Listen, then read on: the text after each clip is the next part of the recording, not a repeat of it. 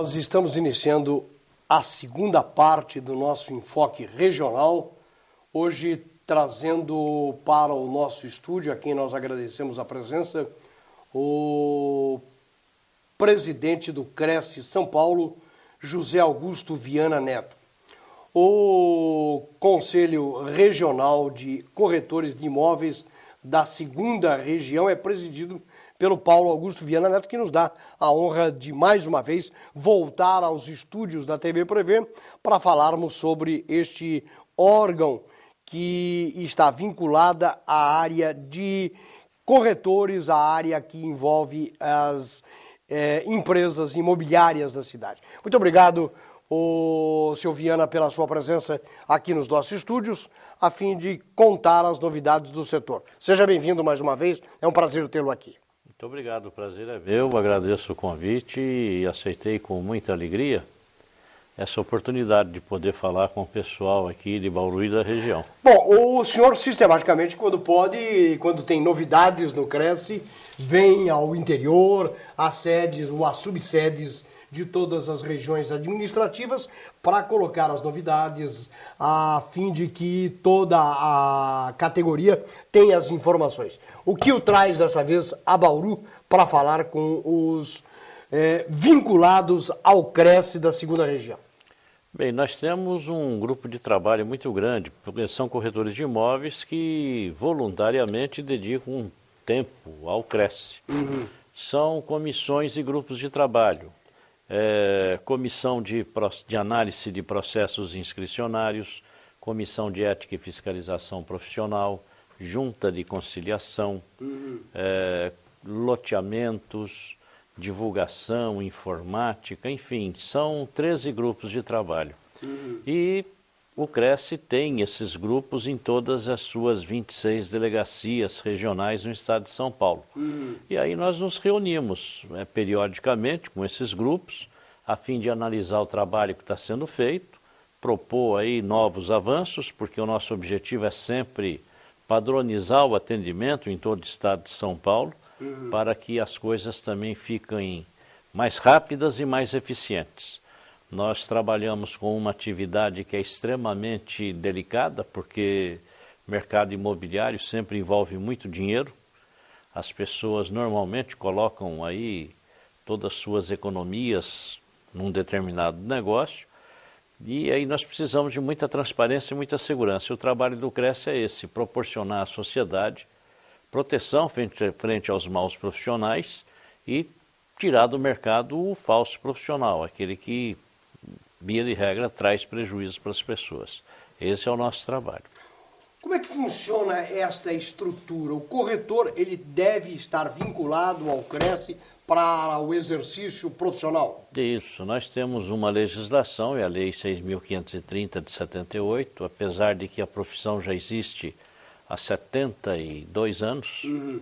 Ela foi regulamentada a primeira vez em 1962, Lei 4.116. Essa lei foi considerada inconstitucional em 1978. Foi aprovada uma nova lei que aqui está vigorando até o presente momento. E a pessoa que quer exercer a atividade imobiliária, ele precisa ter uma instrução acadêmica antecipada. Ele recebe informações técnicas a respeito de desenho arquitetônico, direito imobiliário, língua portuguesa, marketing, enfim. São 19 matérias que compõem a matriz curricular do curso de técnico em transações imobiliárias. Esses cursos são ministrados por escolas públicas e privadas, tem cursos presenciais e cursos à distância, porém o Cresce não interfere nos cursos. Isso é uma atribuição do Ministério de Educação e Cultura, ou então da Secretaria de Educação de cada estado brasileiro. Ao Cresce passa a interessar a partir do momento que a pessoa já tem o seu diploma, aí junta lá os documentos, suas certidões e tudo mais, e vai ao Cresce requerer a sua inscrição como corretor de imóveis. A partir daí ele está habilitado a trabalhar. Mas para conseguir cumpridas essas formalidades, existe algum tipo de prova, algum selecionamento ou é automático? Tendo o diploma, é automático, não há nenhuma outra exigência, porque A instrução acadêmica é aquela prevista na legislação. Ele cumpriu aquilo lá, traz o diploma. Eu fiz essa pergunta porque em algumas profissões, tipo aquelas de formação acadêmica como de direito, o bacharel em direito é obrigado a fazer um exame da Ordem dos Advogados para poder exercer a sua profissão. Perfeito. Nós aplicávamos esse exame em épocas passadas, mas o Ministério Público Federal, como não há previsão na nossa lei para esse tipo de exigência, o Ministério Público entrou com uma ação na Justiça Federal e ganhou a ação. Então, a partir daquele momento, o Conselho Federal foi obrigado a revogar a resolução que instituiu esse exame e de lá para cá todas as pessoas entram sem esse exame. É muito ruim porque, infelizmente, nós vivemos num país onde não temos uma fiscalização muito acentuada nas escolas. E existe um comentário muito forte, né, de que a venda de diplomas, e de vez em quando a imprensa mostra aí que realmente tem venda de diplomas para todas as áreas que se imagina de atividades profissionais. E com a nossa não é diferente. Então, quando nós tínhamos o exame de proficiência... Selecionava, inclusive, mas né? Sem dúvida, no primeiro exame que cada grupo de interessados, cada grupo de candidato fazia, apenas 3% era aprovado. E só conseguia uma aprovação acima de 40% quando a mesma turma estava pela terceira, quarta vez fazendo o exame. Então, veja, a instrução acadêmica é muito ruim mesmo, deficitária. E nós estamos estudando uma alteração legislativa lá em Brasília, no sentido de que possamos instituir esse exame para melhorar a qualidade das pessoas que prestam atendimento ao público. Porque é uma responsabilidade muito grande, a pessoa tem que ter uma visão ética muito equilibrada, porque afinal de contas você está lidando com recursos enormes. E às vezes você imagina as pessoas carentes são as que mais sofrem, mas não, também as pessoas que têm bons recursos, bem-sucedidas, passam por problemas também. E às vezes até grandes empresários, toda a sua empresa tem ali os recursos investidos numa determinada transação. Quando se vê que não deu certo, o prejuízo é grande para qualquer um, porque o montante de dinheiro envolvido sempre é muito grande. O Cresce hoje ele tem uma atuação nacional. Como é a sua divisão? É por estado e depois por município? Como é que funciona? Nós temos um Conselho Federal, que é o órgão que dita as regras com as quais nós temos que trabalhar. E em cada estado brasileiro nós temos o Conselho Regional de Corretores de Imóveis respectivo. E dentro do estado, aqui no caso o estado de São Paulo, nós temos 654 municípios. Desses, nós temos corretores de imóveis em 480 municípios. Então, em todo município que nós temos corretores de imóveis, nós temos um representante do Cresce, um delegado municipal e um subdelegado municipal. Aqui no caso de Bauru, nós temos a delegacia regional, e essa delegacia regional ela congrega cerca de 48 municípios, se não me falha a memória, no seu entorno. Então, desta delegacia se concentra esse grupo de municípios e aqui nós temos as reuniões desses grupos de trabalho para dar andamento nos processos do Cresce. A Comissão de Análise de Processos Inscricionários, por exemplo, ela é uma comissão que se reúne semanalmente para analisar os requerimentos de inscrição definitiva no Conselho.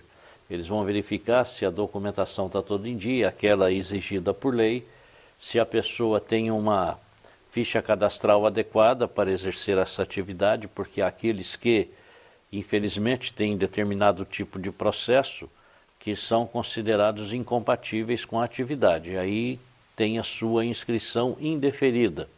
E essa é a comissão que faz. Temos a Comissão de Ética e Fiscalização Profissional, que é a comissão que analisa os autos de infração que são lavrados pelos agentes fiscais do Cresce na região, e aí verifica qual é a pena que tem que ser aplicada naquele que cometeu alguma irregularidade.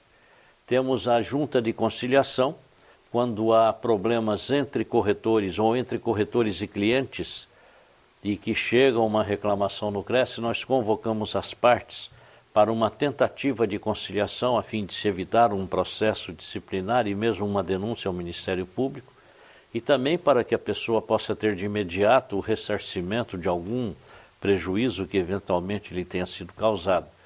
Então essas 3 comissões, elas é que dão um corpo assim administrativo ao CRES. Aí tem as outras comissões que trabalham, a comissão de divulgação, que é a responsável por manter atualizado este grupo e a sociedade das eventuais alterações de legislação, porque a legislação também é muito dinâmica. Nesses últimos 10 anos, então, nós tivemos uma alteração atrás da outra, né? Evoluímos bastante. Temos uma comissão de trabalho social, que é um braço social do CRES. Nós fazemos campanhas de doação de sangue, arrecadação de agasalhos na época de inverno.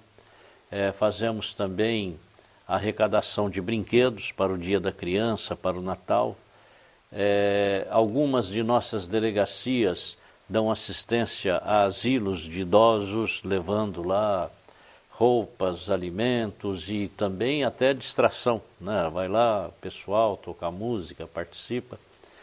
E o grupo de loteamentos também, que é um grupo muito importante. Toda cidade no estado de São Paulo tem algum loteamento que não está regular, que tem algum tipo de problema. Então este grupo, ele analisa essas questões em cada uma das cidades, propõe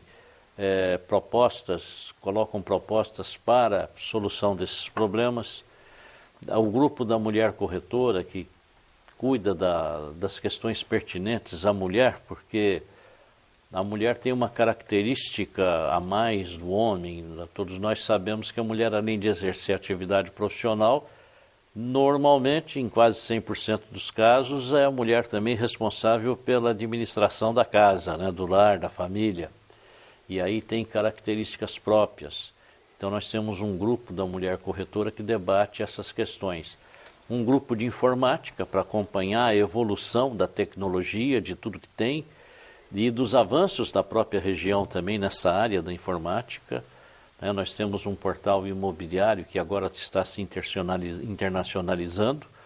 Nós estamos agora no mês de agosto em Chicago, vamos assinar um convênio para que o portal imobiliário aqui do estado de São Paulo esteja inserido nos portais imobiliários do mundo todo, porque hoje é grande o número de estrangeiros que fazem negócio no Brasil. E vice-versa também, né? Vice-versa. Quando nós temos, por exemplo, muita gente comprando imóveis na América, na Europa. Tem em Orlando, em Miami, lá onde moram tuas filhas, no Texas. Agora, recentemente, eu vi um grupo aqui comprando inúmeras propriedades lá para locação. Uhum. Então, está havendo um intercâmbio muito grande. Antes nós tínhamos as atividades profissionais focadas num bairro, passamos para a cidade, aí para a região metropolitana. Hoje, com a globalização, comum, no estado, no Brasil, todo mundo faz negócios, faz intercâmbios, e agora essa estrutura internacional que veio com muita força nos últimos anos. Hoje o Cresce tem quantos filiados em São Paulo? Nós temos o total de inscritos, está próximo de 146 mil. Uhum. Nós temos 1.000 novos inscritos por mês, né? É uma média que vem se dando aí nos últimos 6, 7 anos, 1.000 novos inscritos. Mas efetivamente, atuando, ativos no nosso cadastro, nós temos 105 mil. 105 mil pessoa física. E pessoa jurídica, nós estamos com 25 mil e pouco, número total de inscritos, mas na atividade cerca de 14 mil jurídicas aproximadamente. A predominância é do sexo masculino? Com certeza. Nós temos aí desse grupo todo, cerca de 30% são mulheres. E uma característica interessante também, grande parte, a maior parte dos corretores hoje, tem curso de 3º grau em outra atividade profissional. Médicos, engenheiros, advogados, contadores, economistas, administradores enfermeiros, veterinários, bioquímicos, enfim, o que você imaginar de atividade profissional, nós temos lá no banco de dados alguém que exerce uma outra atividade. Isso não é um privilégio do Brasil não, viu, presidente? Eu tenho um parente, amigo da família lá nos Estados Unidos, ele é coronel aposentado da Força Aérea e tem um belíssimo salário. E qual é a paixão dele? Ser corretor de imóveis. Pois é. Aposentou-se na aeronáutica e lá, e olha, e dá um duro danado, e gosta, hein? Eu já o acompanhei lá nos Estados Unidos em algumas ocasiões, impressionante como ele gosta daquilo que faz como corretor de imóveis lá.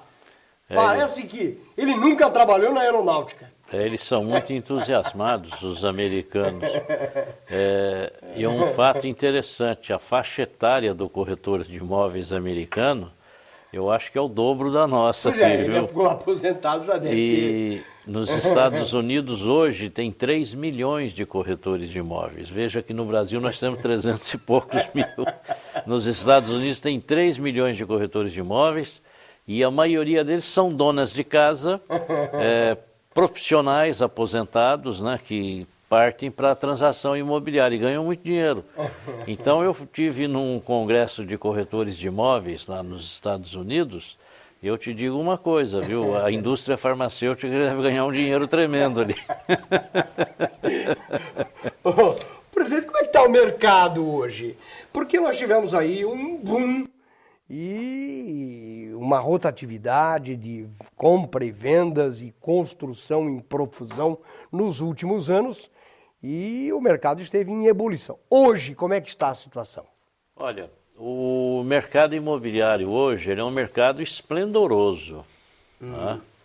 É um mercado, assim, fantástico. Eu estou no ramo, vai completar agora em novembro desse ano, 40 anos.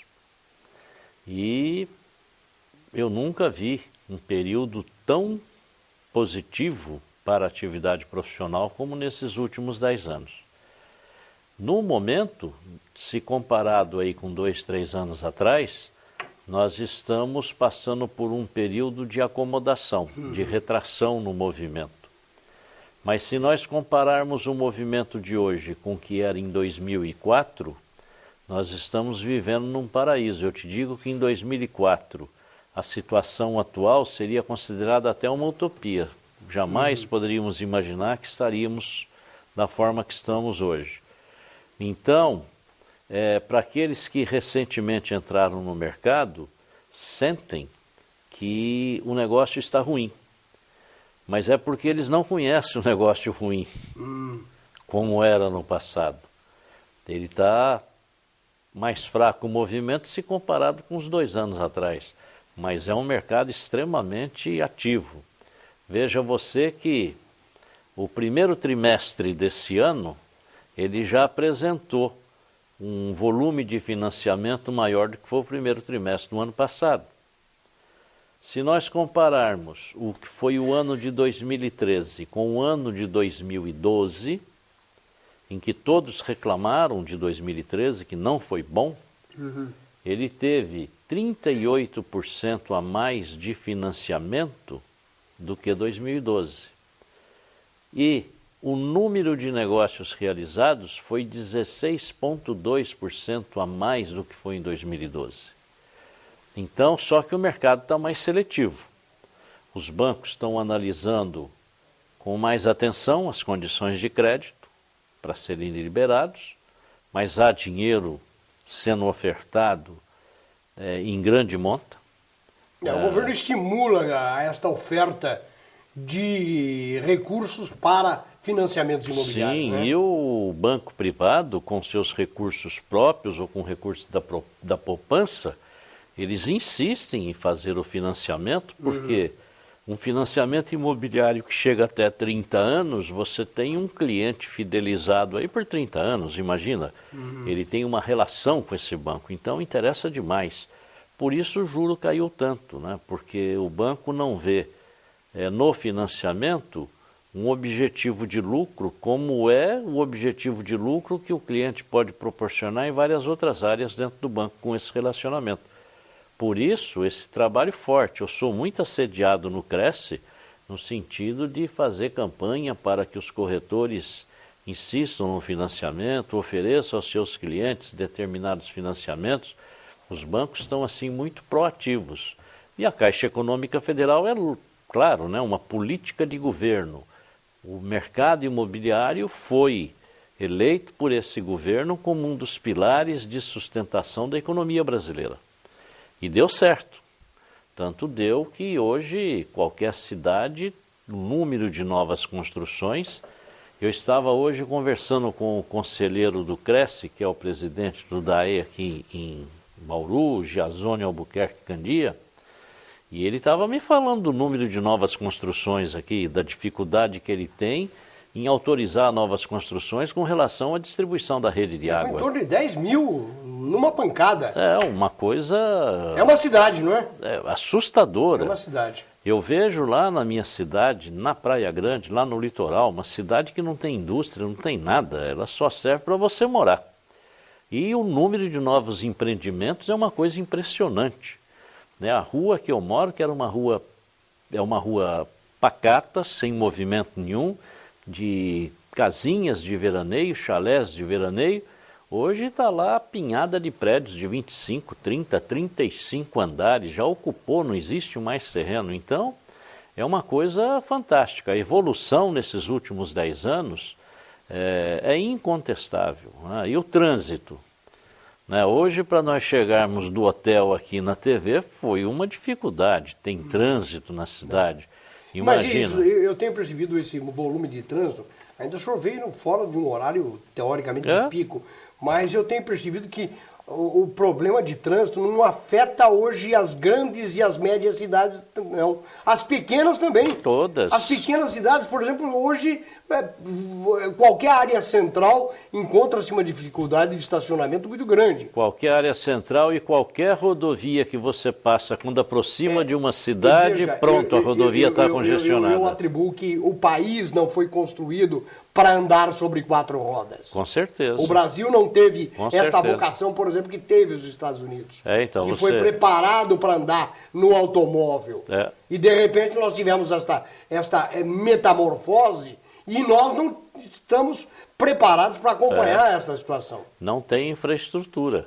E não tem infraestrutura para nada. O setor de construção mesmo, em 2007, quando nós tivemos o grande pico no movimento, e que novos lançamentos foram implantados, em determinado momento não tinha cimento, não tinha caminhão para entregar cimento, quando tinha caminhão não tinha pneu para pôr no caminhão, quando você tem um caminhão, pneu, cimento, você não tem estrada para andar. E o senhor acha que com esse incentivo dado pelo governo, com esses programas sociais, imobiliários, a demanda vai sofrer uma acomodação ou ainda haverá espaço para muita gente? Tem muito espaço. Ainda tem espaço? Tem espaço. Pela capacidade de produção que o Brasil tem, a meu ver, nós ainda temos aí pelo menos uns 30 anos. Há um déficit habitacional ainda no seu entendimento? Tem, 5.800.000 imóveis é o número oficial. E há 10 anos atrás era 7 milhões. Então, veja... com todo esse esforço, com 10 anos de trabalho, com tudo que foi investido, o mercado ainda suporta. Conseguiu baixar o déficit habitacional em 1.200.000 imóveis apenas. E veja, o resto foi para atender a demanda do crescimento orgânico do país. E a partir de agora, é claro que a demanda do crescimento orgânico cresce também. E com a capacidade de absorção dessas novas necessidades, eu antevejo aí pelo menos uns 30 anos para que tenhamos um equilíbrio. Então, por esse período, o mercado imobiliário vai ser um mercado altamente interessante para que as pessoas se dediquem a ele, com certeza absoluta. E o mercado de investimento para o setor imobiliário? Olha, quando se trata de investimento, a gente lembra de Bolsa de Valores, capital aberto. Nós temos empresas de capital aberto atuando tanto na produção quanto na comercialização de imóveis. Foi também um momento muito traumático, porque isso começou lá em 2006, 2007.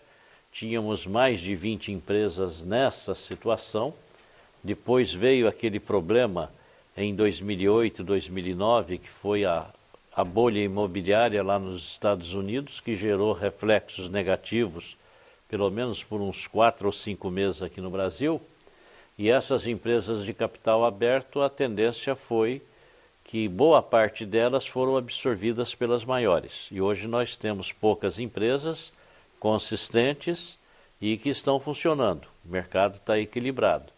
Porém, é um mercado que fica à margem do mercado imobiliário. São empresas imobiliárias, mas que também têm que produzir resultados contábeis para que seus papéis possam valer. E aí é uma equação difícil de fechar, né? Você ter um mercado imobiliário funcionando adequadamente e que possa ter os papéis sendo valorizados de forma com que atraia investidores. É complicado, eu não vejo assim com muita tranquilidade esse setor. Eu acho que precisa de uma fiscalização e uma atenção do Banco Central, dos órgãos que fiscalizam essa atividade, com mais atenção, porque o risco também de algum problema, de gerar prejuízo a investidores, eu acredito que ele é bem grande. Na sua opinião, nós não corremos nenhum tipo de risco de ter este problema imobiliário que passou os Estados Unidos?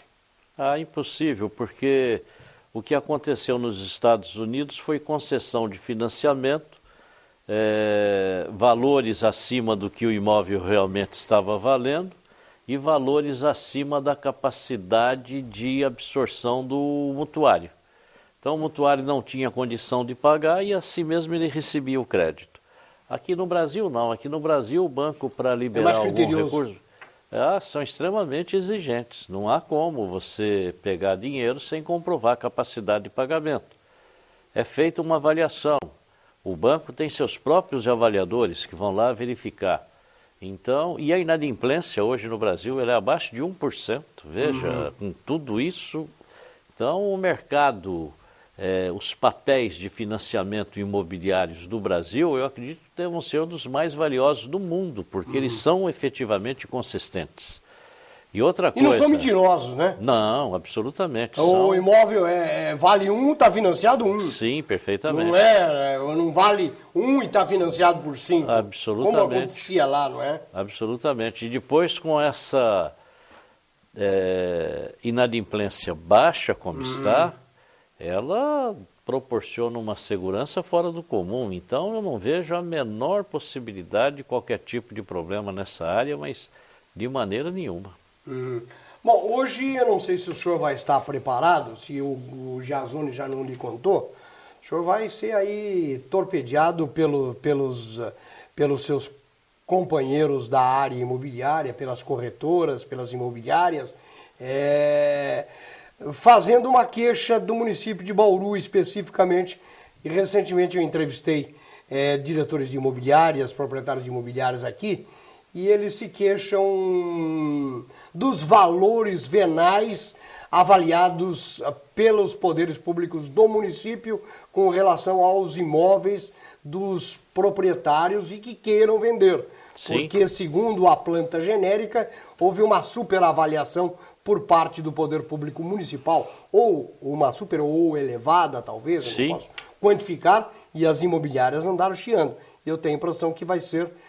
o senhor vai ter que ouvir um pouco de choro e lamentação do setor durante a sua fala no encontro que o senhor terá com esses profissionais. Bem, vamos ver, né? Eu não estou a par do problema, mas eu te digo o seguinte, toda cidade desenvolvida, excetuando aí as pequenas cidades, muitas delas nem IPTU tem, né? Então não há nem cobrança de IPTU. Não, PTU tem, o que pode ser é que eles sejam dispensados ou não são cobrados, não tem. Os municípios abrem mão Fica isento porque ele não representa nada e pouco não tem fonte de renda, o município vive do fundo de participação.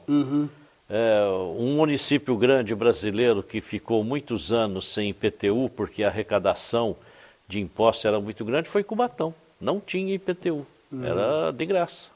Porque a arrecadação de outros impostos em razão das indústrias que lá estavam permitia que isso fosse feito. Mas numa cidade como Bauru, é claro, o IPTU aqui deve ser um problema. Eu moro numa das cidades que tem um dos IPTUs mais caros do Brasil. E caríssimo. Litoral, né? Eu abri mão de uma propriedade que eu tinha lá porque não compensava o que eu pagava de IPTU por mês.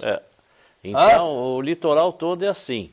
Agora, em cidades como Bauru, que eu digo, se a pessoa não é bem pagar... assim não, porque eu tenho imóvel também na praia e não é com essa mesma vontade de arrecadar como é o município de Praia Grande. Viu? né? Praia Grande é muito alto. Muito alto.